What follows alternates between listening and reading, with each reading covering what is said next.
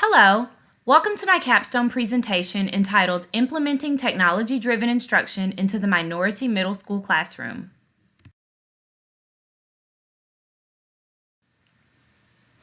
My name is Natalie Jiles.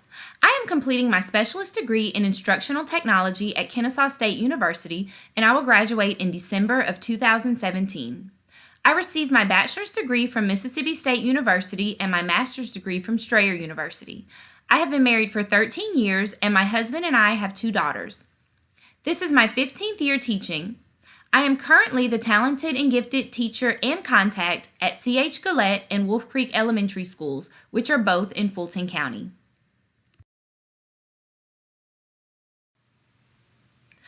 A vast majority of my experience has been in middle school, teaching reading and tag language arts. I have served the roles as team lead, language arts department chair, mentor teacher, and professional learning facilitator.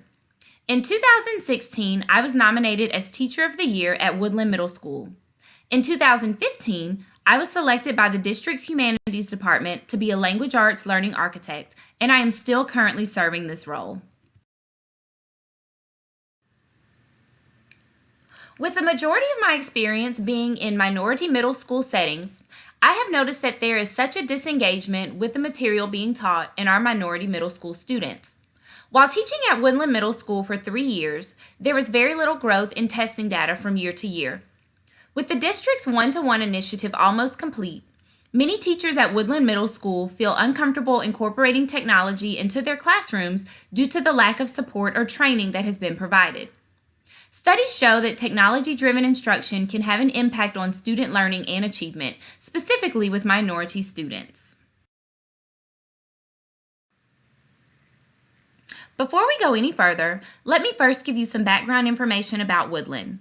Woodland Middle School is a part of Fulton County's Achievement Zone community.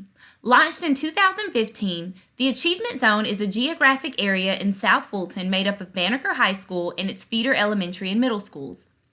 The schools within this area experience high rates of mobility, poverty, crime risk, and a lack of intensive supports for struggling students.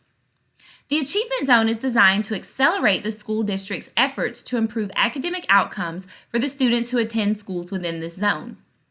The Achievement Zone designs, coordinates, and implements strategies to close the achievement gap in the Banneker cluster by focusing on 3 strategic themes: talent, culture and climate, and learning and teaching.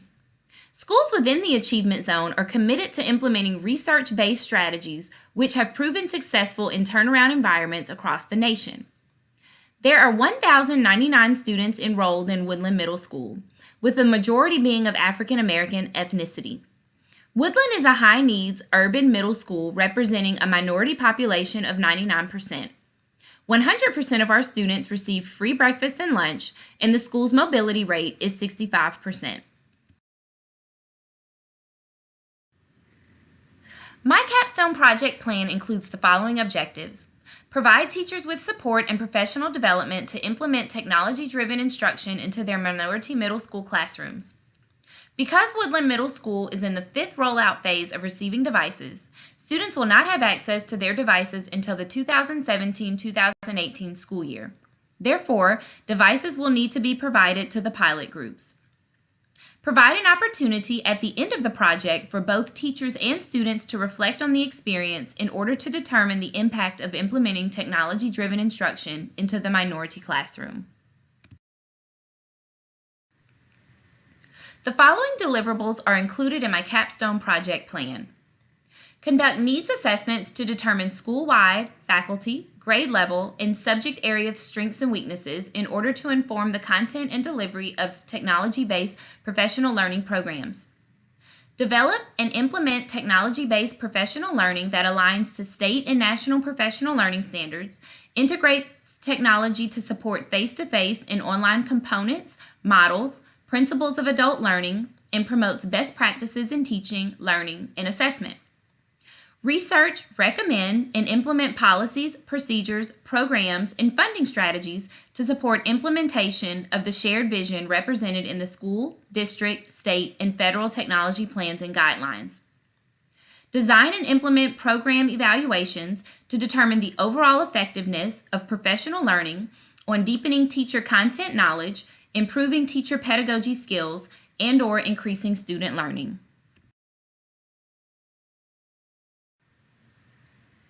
There were several components that were evaluated throughout the implementation of this project. To ensure consistency amongst the participants, the teachers received professional development before implementing any strategy or model into their classrooms. This allowed them to better plan for their students. Pre- and post surveys were completed by both the teachers and the students to 1. Determine how technology is currently being used in their classes, and 2. Determine if the technology-driven instruction is effective in the minority middle school classroom. Baseline and benchmark assessments were administered to monitor the progress of the project every 2 to 3 months. This data was analyzed and compared to the data of language arts teachers who were using traditional classroom instruction. At the end of the 2015-2016 school year, I conducted a survey to find willing participants for this project. In order for the data to be reliable, I needed a minimum of at least 6 teachers to be a part of the pilot group. However, this was a little easier said than done. After further explaining how the project would work, I received more buy-in from the teachers. During post-planning, I met with the participating teachers to discuss the objectives and purpose of the project. During this time, the teachers were able to give their input and make suggestions as well. To avoid skewing the data, it was decided to have only the teachers from the same discipline to participate in the project. Therefore, it was determined that the language arts teachers would continue with this project. This way, the group of teachers would all be working on the same standards. Ultimately, there were 2 teachers per grade level who participated in the project.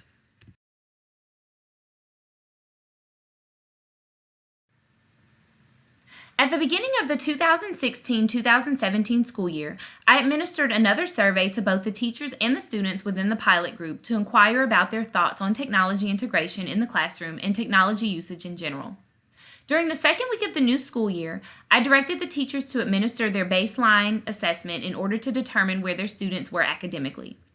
We met the following week to analyze the data. After reviewing the academic calendar, the teachers and I created a timeline that contained the following: school, district, and state assessments, research-based strategies to be coupled with the technology, and dates for professional development.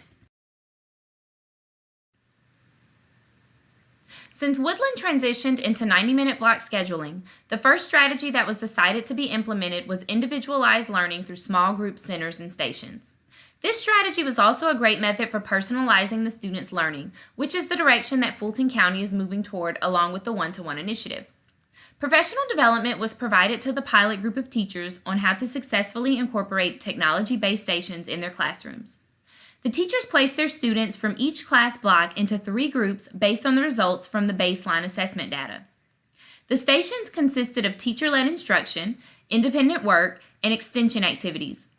The students used their devices at each station, and the teachers also used programs such as Study Island, which allowed them to keep track of the students' progress for reinforcement. My principal, Dr. Jason Stamper, observed the implementation of the individualized learning stations, and this is what he had to say. One-to-one devices are always an ideal situation when you're trying to personalize learning. At Woodland Middle School, we have students with varied learning levels. We have students that are accelerated, we have students that are mid-level, we have students that struggle. And I think with one-to-one devices, it gives the teachers yet another tool to personalize a student's learning. Students need to have that learning personalized because they learn differently. They learn at different paces. And I think the idea behind one-to-one devices really accelerates that personalized learning process, not only giving the students an avenue to keep them engaged, but giving teachers tools to help keep their students engaged.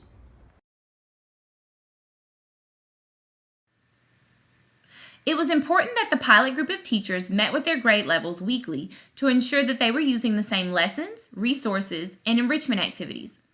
During this time, the teachers were also to discuss the pros and the cons of the project. The teachers used the technology stations until October, which was when the next benchmark assessment was administered. At that time, the data would be analyzed and the next research-based strategy would be implemented. After analyzing the results of the school benchmark assessment, some of the teachers in the pilot group saw an increase in their scores from the first benchmark assessment. While listening to the teachers discuss their success, I noticed that 2 of the teachers varied their stations slightly from the others. Instead of consistently maintaining their stations, 2 teachers were inconsistent because they felt as if their students weren't receiving enough instructional time. They both felt that 20 minutes in the teacher-led group wasn't enough time for their students to absorb the information before applying it. The other teachers maintained their stations using the following model: whole group, introduction, 10 minutes, stations, 20 minutes each, whole group, wrap up, 10 minutes, with 3 minutes for rotations in between each station. The next strategy that the teachers implemented into their classrooms was the flipped classroom. The flipped classroom is designed for students to do all of the prerequisite assignments or activities at home prior to meeting in class. The purpose of this model is to spend less time lecturing in the classroom and more time on hands-on activities. Before the teachers used this model in their classrooms, professional development was provided to ensure they implemented the flipped classroom correctly. This would entail the teachers creating an Edmodo account in order to post the lectures, background information, and other resources needed for the students to complete the prerequisite assignments or activities. The teachers used the flip model until January, which was when the next benchmark assessment was administered. At that time, the data would be analyzed and the next research-based strategy would be implemented. Unfortunately, the results were not as much of a gain as the previous benchmark assessment. While I analyzed the data with the teachers, we all drew the same conclusion. Being that Woodland's socioeconomic status was at a disadvantage, we realized that many students may not have had access to technology outside of school. Therefore, several of the teachers spent more time than what was allocated reviewing the prerequisite material in class. The teachers felt that the strategy itself would be more promising the following school year when the students had access to their own personal devices provided by the district. Because the pilot group was using devices purchased by the school and through the Striving Readers Grant, they could not be removed from the building.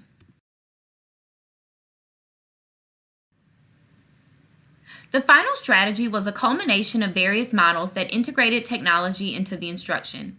The teachers implemented the following models into their classrooms: web-based lessons, multimedia presentations, and online discussions. The teachers received professional development from me to ensure they were using these models correctly. The teachers infused WebQuest, blogging, podcasts, and screencasts into their lessons. They used these for 2 months to prepare for the Georgia milestones. Therefore, they focused on the standards in which these models would be most impactful, mainly writing standards. The teachers used these models until the end of March, which was when the next benchmark assessment was administered. At that time, the data would be analyzed and the teachers would determine how effective technology-driven instruction in the minority middle school classroom has been thus far.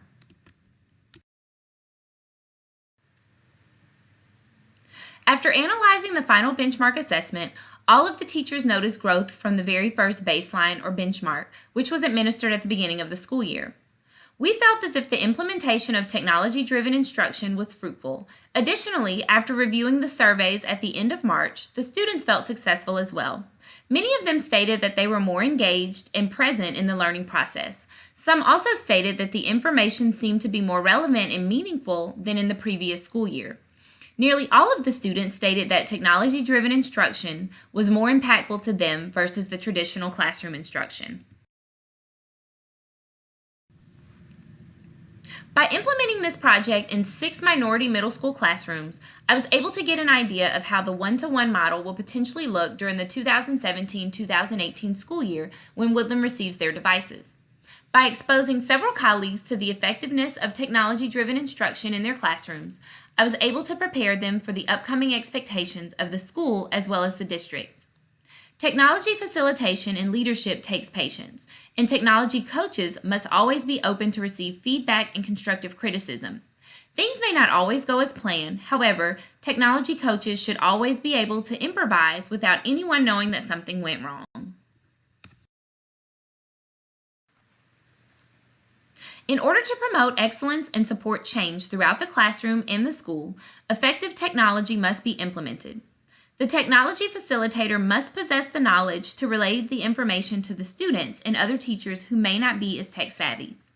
The ability to collaboratively plan with and assist other educators in utilizing technology to improve teaching, learning, and assessment is a skill needed when coaching other teachers. The technology facilitator must try to keep an upbeat disposition at all times during the professional development in hopes that the other teachers refrain from getting a negative attitude toward the information being delivered or technology in general. Mistakes will arise. This is almost a given. However, true leaders learn from their mistakes and are able to grow as a result of those mistakes. I used Google Forms for all of the surveys that I provided to the teachers and students. All of the professional development sessions were facilitated by either myself or a county-appointed Achievement Zone specialist. Students and teachers also used Edmodo and Study Island throughout this project. I greatly appreciate you taking the time to view my capstone presentation.